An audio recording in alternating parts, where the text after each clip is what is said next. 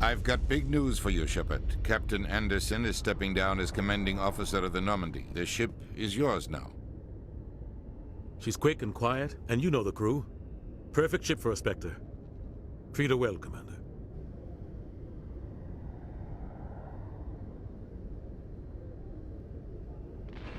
I'll take good care of her, sir. I know you will, Commander. I want the truth. Why are you stepping down, sir? You needed your own ship. A Spectre can't answer to anyone but the Council. And it's time for me to step down. Come clean with me, Captain. You owe me that much. I was in your shoes 20 years ago, Shepard. They were considering me for the Spectres. Why didn't you ever mention this? What was I supposed to say? I could have been a Spectre, but I blew it? I failed, Commander. It's not something I'm proud of. Ask me later and I'll tell you the whole story. For now, all you need to know is, I was sent on a mission with Saren, and he made sure the Council rejected me. I had my shot. It came and went. Now you have a chance to make up for my mistakes. I won't let you down, sir.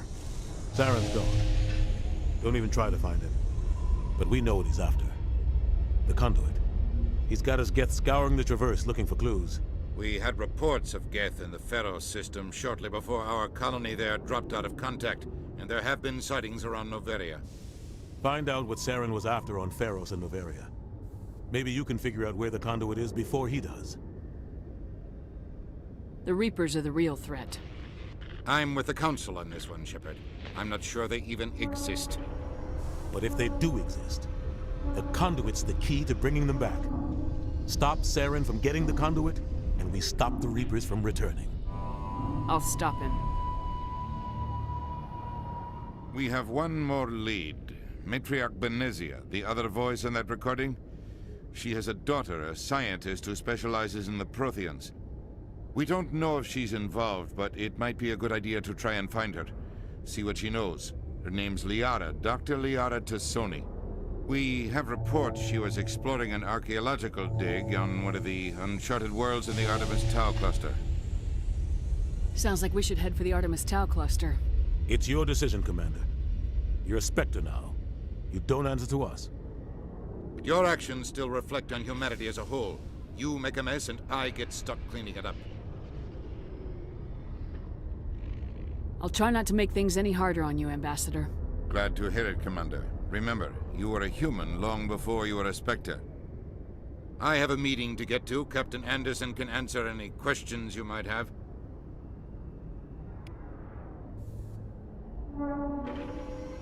Yes, Commander? How are you holding up? Honestly, this isn't how I pictured my career coming to an end. Pushing papers really isn't my thing, but you're the one who can stop Saren. I believe in you, Shepard. If that means I have to step aside, so be it. Tell me what happened with you and Saren 20 years ago. It's close to 20 years ago now. Ambassador Goyle was our representative here on the Citadel. Like Udina, she wanted to get a human into the Spectres. She chose me. The Council sent Saren to keep an eye on me and evaluate my performance, just like they sent Nihilus to keep tabs on you.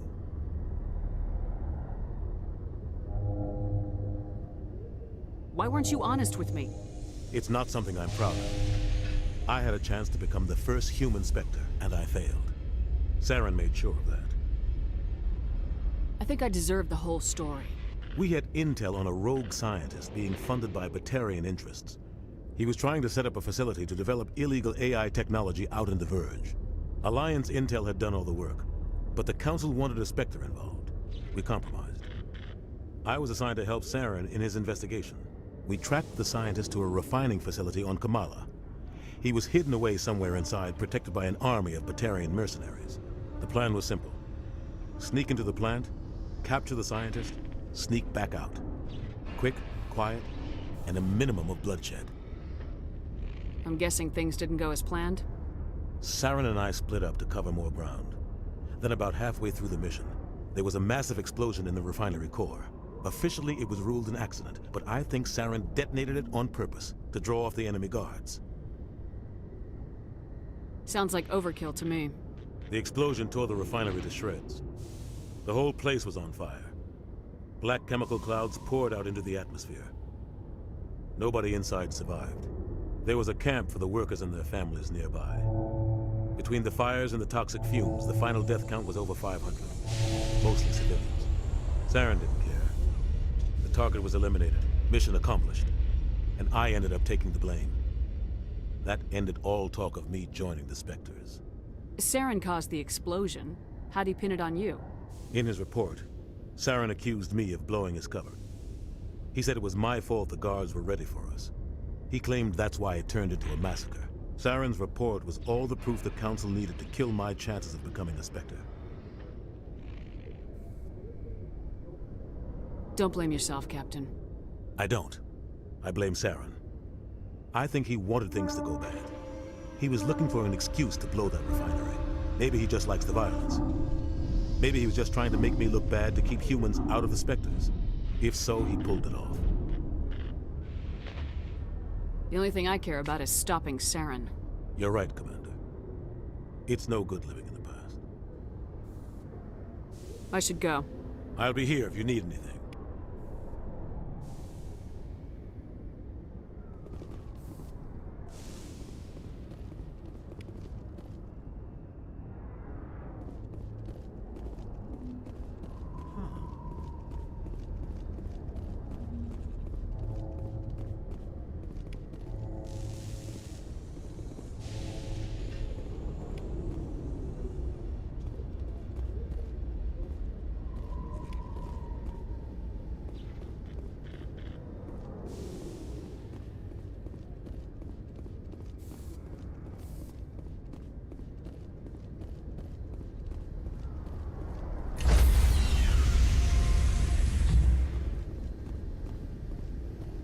Stand by, shore party.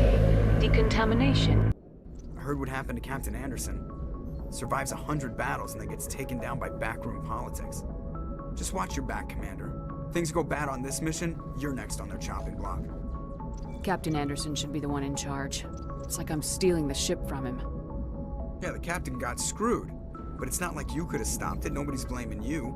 Everyone on this ship's behind you, Commander. 100%. Intercom's open. If you got anything you want to say to the crew, now's the time.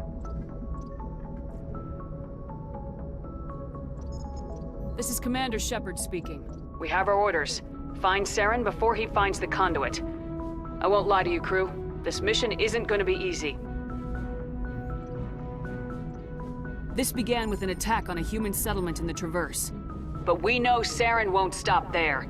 His Geth armies aren't going to stay on the far fringes of Citadel space. For too long, our species has stood apart from the others. Now it's time for us to step up and do our part for the rest of the galaxy. Time to show them what humans are made of. Wherever Saren goes, we'll follow. Wherever he searches for the conduit, we'll be there. We will hunt him to the very ends of the galaxy and bring him down. This is the most important mission any of us have ever been on. The fate of an entire galaxy is at stake. We will stop Saren no matter what the cost. Well said, Commander. The captain will be proud. The captain gave up everything so I could have this chance. We can't fail. Yes, ma'am.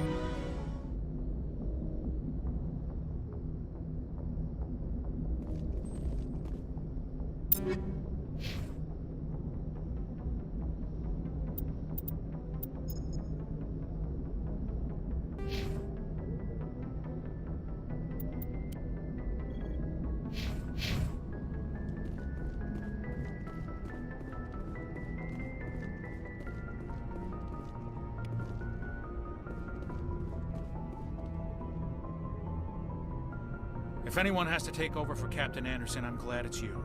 I'm not sure about having non-humans on our ship, though.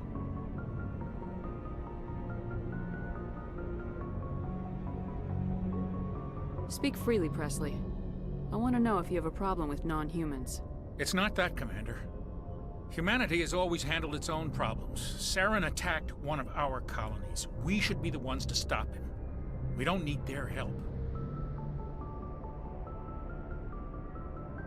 Some people think asking for help is a sign of weakness. That's just being stupid and stubborn. No matter how strong you are, allies can make you stronger. I guess so. Maybe I'm just stuck in the old ways of thinking. But don't worry, Commander. This won't be a problem. How did you end up assigned to the Normandy? I signed up with the Alliance as a navigator right out of school, following in my grandfather's footsteps, I guess. My first posting was on the Agincourt. We were one of the first reinforcements to arrive at Elysium after the Blitz hit. Those raiders were no match for an Alliance frigate. Of course, the only reason the colony was still standing was because of you, Commander. I can't believe you held out as long as you did. How'd you end up on the Normandy? I got my officer's commission after Elysium. Must have made an impression on the right people. Captain asked for me when he was picking his crew. Carry on, Presley. Yes, ma'am.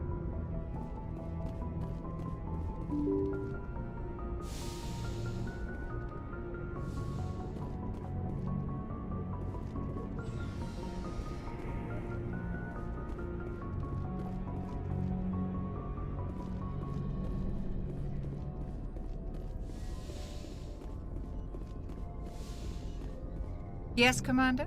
Is there something you need? How did you end up serving on an Alliance ship? I enlisted right out of med school. Earth always seemed boring to me. Too safe, too secure. I figured the colonies were teeming with exotic adventure. I wanted to travel the stars, tending the wounds of tough soldiers with piercing eyes and sensitive souls. Turns out military life isn't quite as romantic as I'd imagined. But humanity needs the Alliance if we want to keep expanding through the Traverse, and the Alliance always needs good doctors. So I stayed on to do my part. Ever think you made the wrong choice? Sometimes I think about opening a private practice back on Earth, or maybe taking a position at one of the new med centers out in the colonies. But there's something special about working on soldiers. If I left the Alliance now, I'd feel like I was abandoning them.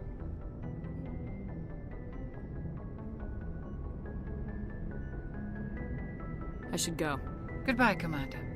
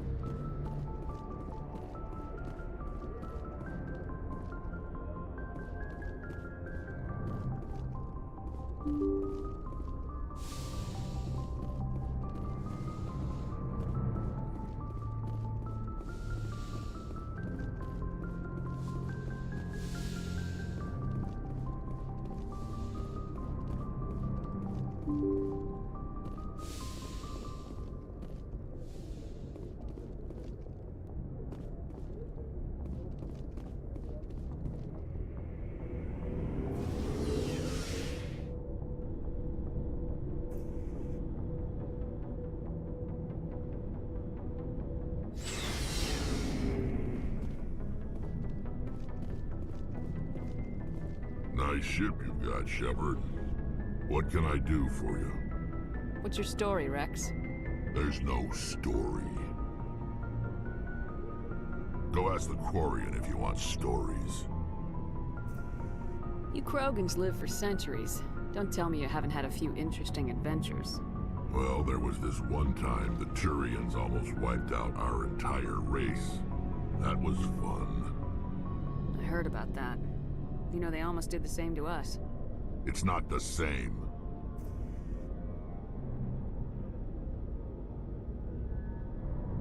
It seems pretty much the same to me.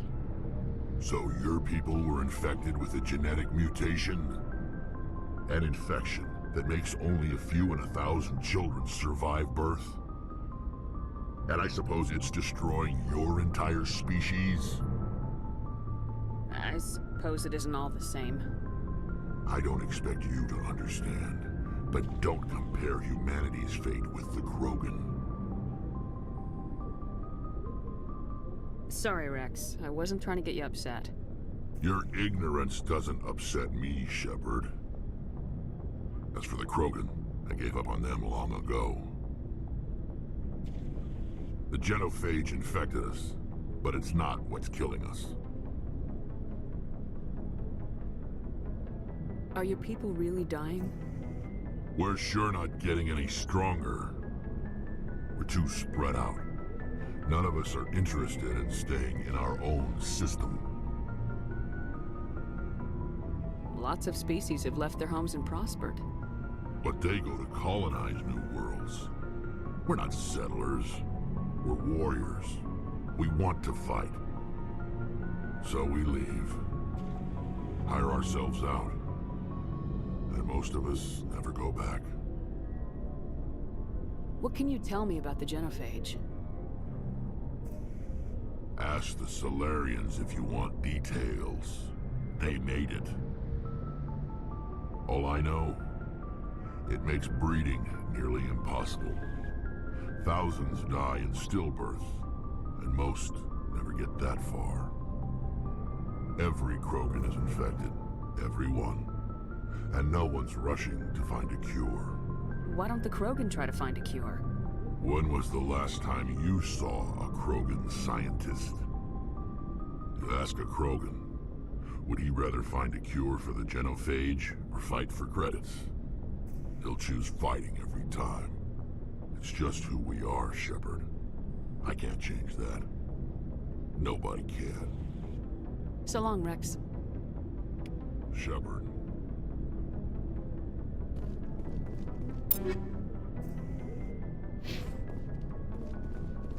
Commander?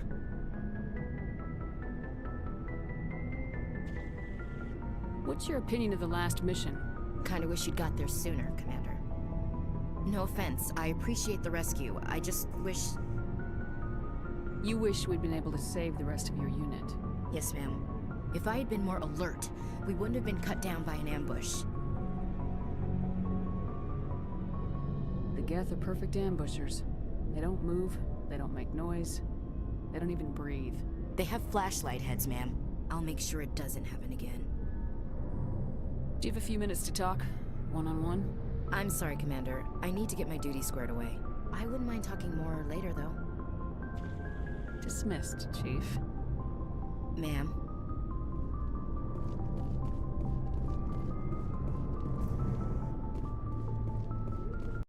Thanks for bringing me on board, Commander.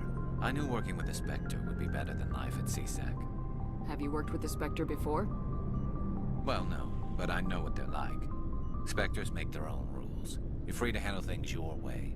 At CSEC, you're buried by rules. The damn bureaucrats are always on your back.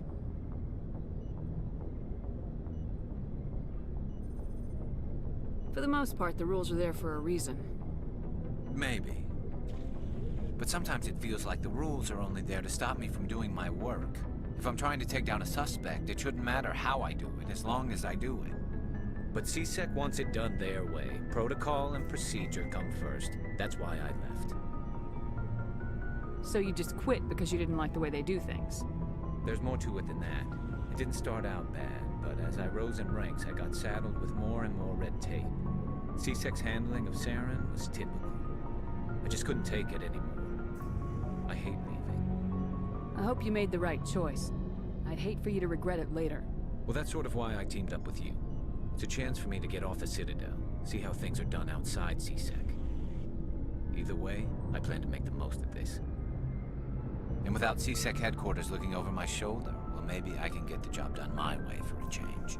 If getting the job done means endangering innocent people, then no. We get the job done right, not fast. Got it? I wasn't trying to. I understand, Commander.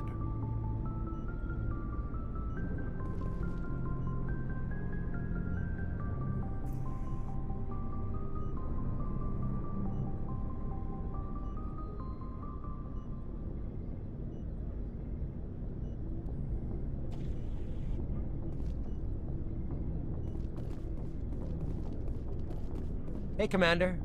Looking for some extra supplies before you head out? What have you got? Whatever you want. Well, as long as you don't mind paying for it. Why should I pay you My for stuff doesn't come from the Alliance. Hell, the licenses alone have set me back more than I'd like. But no licenses, no goods. Let's see what you got. You bet, Commander.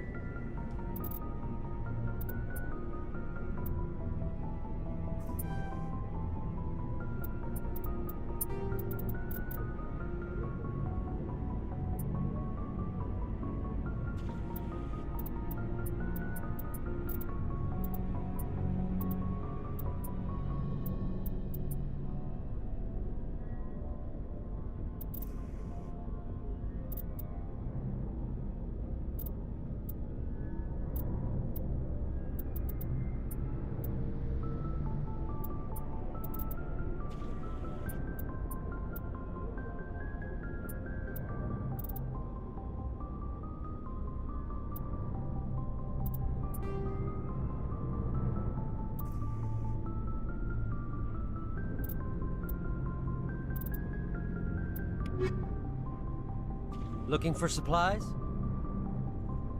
How often will you... And check back often. I need to move items Let's quick. see what you got. You bet, Commander.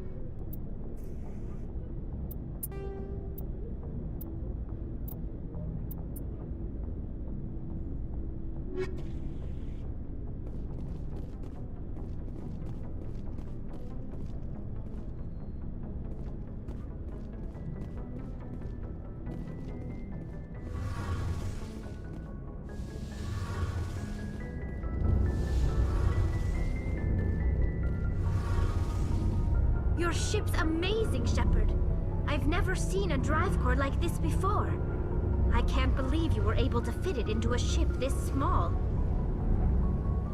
I'm starting to understand why you humans have been so successful. I had no idea Alliance vessels were so advanced. The Normandy's a prototype, cutting-edge technology. A month ago, I was patching a makeshift fuel line into a converted tug ship in the flotilla. Now, I'm sitting on board one of the most advanced vessels in Citadel space. I have to thank you again for bringing me along. Traveling on a vessel like this is a dream come true for me. I had no idea you found ship technology so interesting. It comes with being a Quarian. The migrant fleet is the key to the survival of my people. Ships are our most valuable resource. But we don't have anything like this. We make do with cast-offs and second-hand equipment. We just try to keep them running for as long as we can. Some of the fleet's larger vessels date all the way back to our original flight from the Geth. I can't believe your fleet's still using ships that are 3 centuries old. They're constantly being repaired, modified, and refitted. They aren't pretty, but they work. Mostly. We've tried to make ourselves as independent as possible on the flotilla, grow our own food, mine, and process our own fuel. But some things we just can't make on our own. A patch to maintain the hull integrity requires raw materials we just don't have. That's why our pilgrimages are so important. Tell me about your people. Our lives aren't easy. Resources are scarce, and we are constantly on the move. Everything we do must in some way contribute to the continuation of the migrant fleet. There are 17 million Quarians in the flotilla, and each of us relies on the others for survival. The bonds among my people are strong.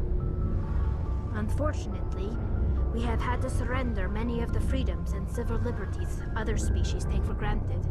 What kind of freedoms? Well, it's illegal for parents to have more than one child. If our population grows too much, it would strain our resources to their breaking point. Of course, we also can't allow our numbers to become too few. If our population is in decline, the rule against single births is temporarily repealed. In extreme cases of population decline, incentives are even offered to encourage multiple births, though the Conclave hasn't had to take such measures in nearly a century. That's your government. The Conclave is our civilian branch of government. Each ship can elect a representative to serve on the Conclave and make decisions that affect the fleet as a whole. On matters that affect an individual ship, however, the captain has the final say. It's a tradition that dates back to the early days, when the fleet was governed by martial law. Fortunately, most captains nowadays are smart enough to have an elected council from their crew to give them advice and guidance. So the ultimate power rests with elected officials? In practice, the Conclave and the respective council for each ship tend to set the rules that govern our daily lives. But in theory, we are still under military jurisdiction. The 5 top-ranking military officials in the fleet serve on the Admiralty Board. These 5 have the power to overrule any decision by the Conclave in case of emergency. To do so requires unanimous agreement among the Admiralty, and they can only do this once. After that, the entire board must resign their posts. It's a safeguard that served us well. In nearly 3 centuries, the Admiralty Board has only overruled the Conclave 4 times. I want to know more about the Geth. I doubt I can tell you anything you don't already know. It's been almost 3 centuries since they drove my people into exile. All I know is the story of their origins. What they were when we created them, and how they turned on us. Interesting. The Geth were originally created to serve as an automated manual labor force. Initially, their intelligence was as limited as any VI. Over time, we made small modifications to their programming to allow them to perform more varied and complex tasks, bringing them closer and closer to true AI status. How come the Council didn't step in and stop you? This wasn't true AI research. We may have been skirting the bounds of the law, but we never did anything that was actually illegal. The changes were so insignificant, so gradual, that we were able to control them. Or so we thought. But one thing we underestimated was the power of the neural network. A million Geth thinking simultaneously created an inherently unstable matrix. So the Geth share brain power? Many of the Geth's logic systems were designed to work in concert with other nearby Geth. Basically, the more of them you have in a group, the smarter they are.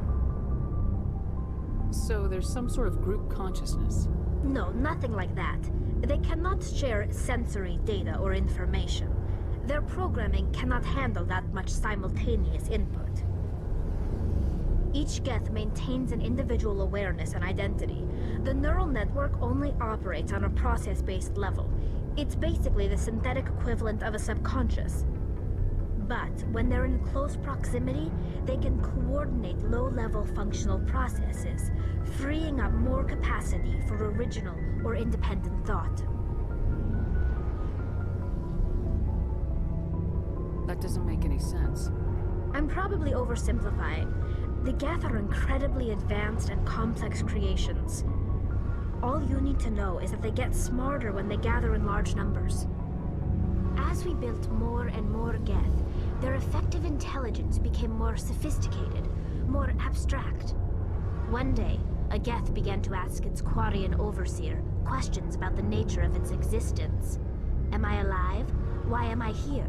What is my purpose? As you can imagine, this caused a near panic among my people. I don't see what's so bad about those questions. The Geth were created to engage in mundane, repetitive, or dangerous manual labor. That's fine for machines, but it won't satisfy a sentient being for long. The Geth were showing signs of rudimentary self-awareness and independent thought. If the Geth were intelligent, then we were essentially using them as slaves. It was inevitable the newly sentient Geth would rebel against their situation. We knew they would rise up against us, so we acted first. A general order went out across all Quarian-controlled systems to permanently deactivate all Geth. The Geth responded to this order violently. Hey, you can't blame them for fighting for their survival. We had no other choice. The Geth were already on the verge of revolution. By acting quickly, we had a chance to end the war before it began. The hope was that most of the Geth would still be little more than machines, incapable of organized resistance. But they had progressed much further than anyone anticipated. The war was long and bloody. Millions upon millions of Quarians died at their hands. In the end, we were forced to flee our own homeworld. We feared the Geth would pursue us, but they never came beyond the Veil. Now we drift through space, exiles searching for a way to reclaim what was once ours.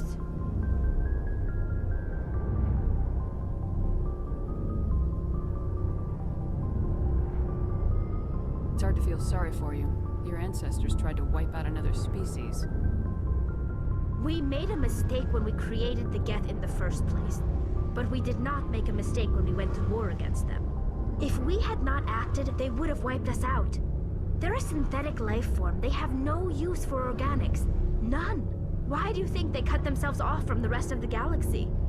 Why do you think they've killed every organic being who's ever tried to contact them? They didn't kill Saren. What does that tell you? The Geth are not innocent victims in all this. They're the enemy. They want to destroy us. Not just the Quarians. All organic life. That's why they've joined up with Saren. And that's why we have to stop him. I want to know more about the pilgrimage.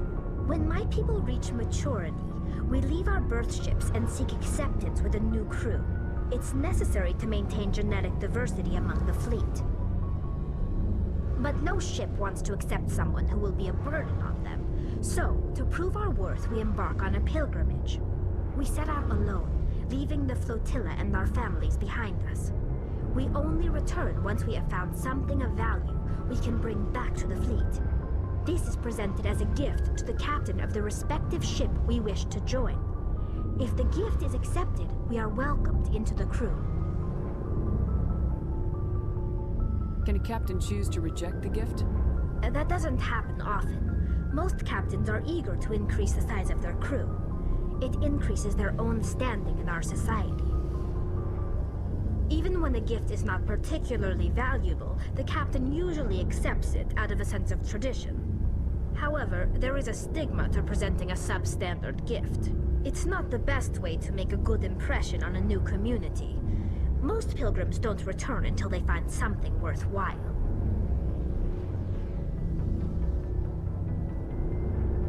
I can't believe they just sent you off alone. It's not like they just cast us out. Before we leave, we are given lessons in how to survive outside the flotilla, and given gifts to help us on our journey. We also receive implants to fight off sickness and disease. Generations of living in an isolated and highly controlled environment have left our immune systems weaker than most. By the time we leave the fleet, we are well equipped for the pilgrimage. This is a rite of passage for all Quarians. If it were dangerous, our numbers would suffer. Virtually every pilgrimage ends with a triumphant return and the ritual presentation of the gift to one of the fleet's captains. I want to talk about something else. Like what?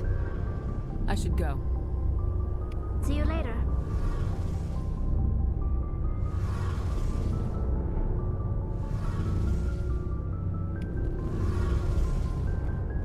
Hey, Commander, you know that Quarian, Tali? She's been spending all her time down here asking me about our engines. I'll tell her to leave you alone. What? No, she's amazing. I wish my guys were half as smart as she is. Give her a month on board and she'll know more about our engines than I do. She's got a real knack for technology, that one. I can see why you wanted her to come along. I figured she'd be a real asset to the team. You got an eye for talent, Commander, but I'm guessing that's not why you came down here. Fill me in on the IES stealth system. How does it work exactly? You can't hide a ship out in space. They emit too much heat and radiation. Too easy for sensors to pick them up, unless you find a way to capture those emissions.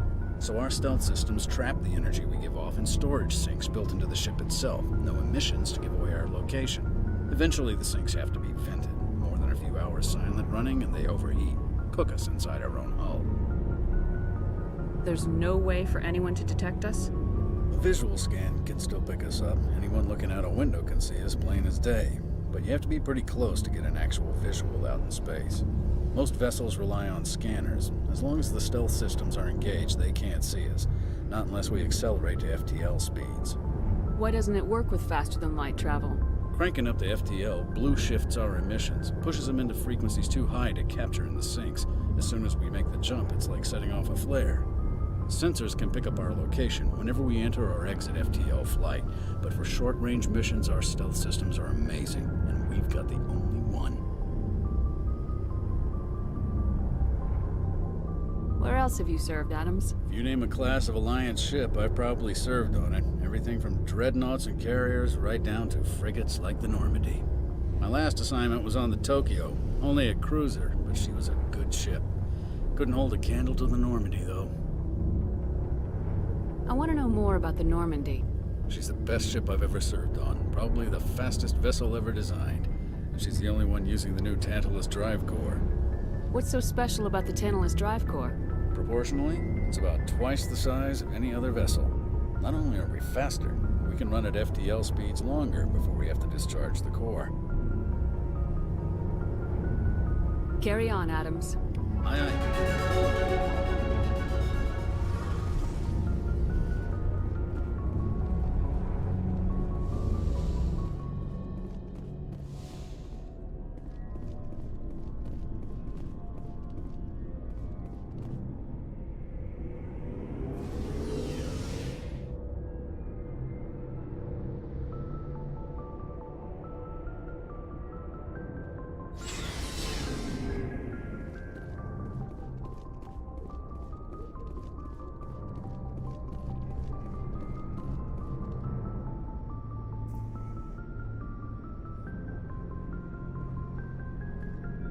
Anything you need, Commander? What's your opinion on the last mission? I don't see how we could have done things any better. At least not without getting to Eden Prime sooner. And we were on the scene faster than any other Alliance ship could have been. Just trying to get a sense of where the crew's at. Thoughts? I've wasted enough of your time for now, Commander. We'll have time for personal debriefings later. We'll talk another time, Lieutenant. Commander?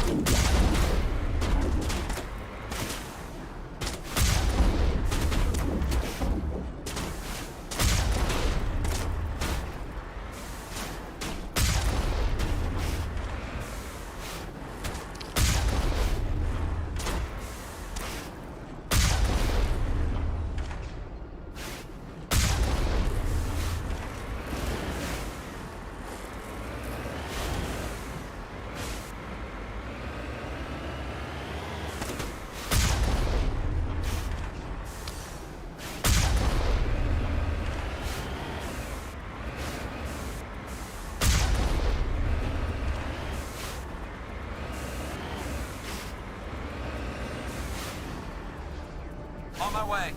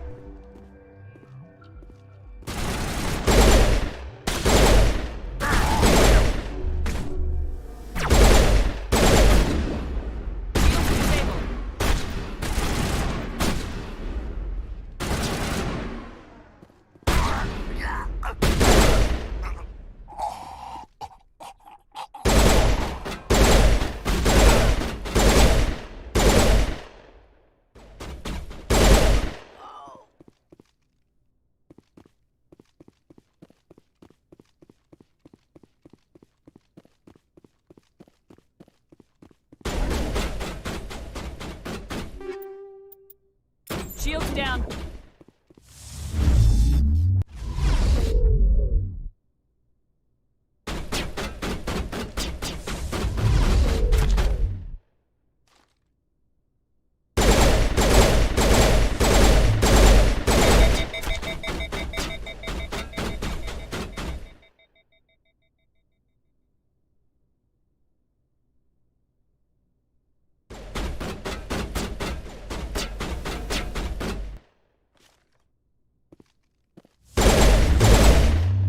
Someone give me a hand!